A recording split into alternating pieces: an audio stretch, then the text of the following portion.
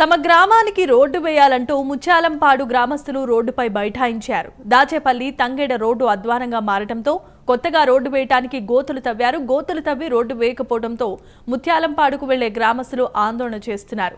రహదారి మృత్యుకూపంగా మారిందని ప్రధాన రహదారిపై ధర్నా చేపట్టారు. అంతేకాకుండా రహదారిపై వచ్చే దుమ్ము ధూళి పంటలపై పడి పంట నాశనమవుతున్నాయని కూడా గ్రామస్తులు ఆవేదన వ్యక్తం చేస్తున్నారు.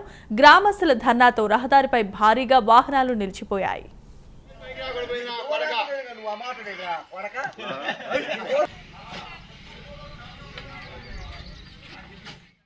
ఒకసారి మీరు చూస్తే అర్థమైంది. ఆ దుమ్ము ధూళి మొత్తం కూడా రేయం బౌలు కూడా మేము ఊపిరి తీర్చుకొని ఊపిరితిత్తుల భయంతో మేము చచ్చిపోతాం.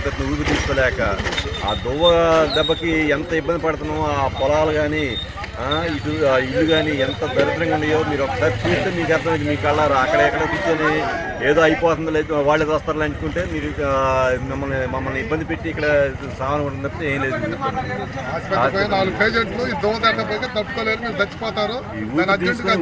తీసుకోలేకపోతే రెయ్యం బౌలు ఇక్కడ ఇంత ట్రాఫిక్ ఉంచుకొని కూడా ఆడవాళ్ళు కదిలిచ్చారు. మరి కదిలికుండా ఒక రకంగా వచ్చేది ఈ బళ్ళు ఏమో కదిలిసరికి మొత్తం వాళ్ళ ఇష్టం వచ్చినట్టు స్పీడ్ పోతారు, దుమ్ము దిగిపోతుంది.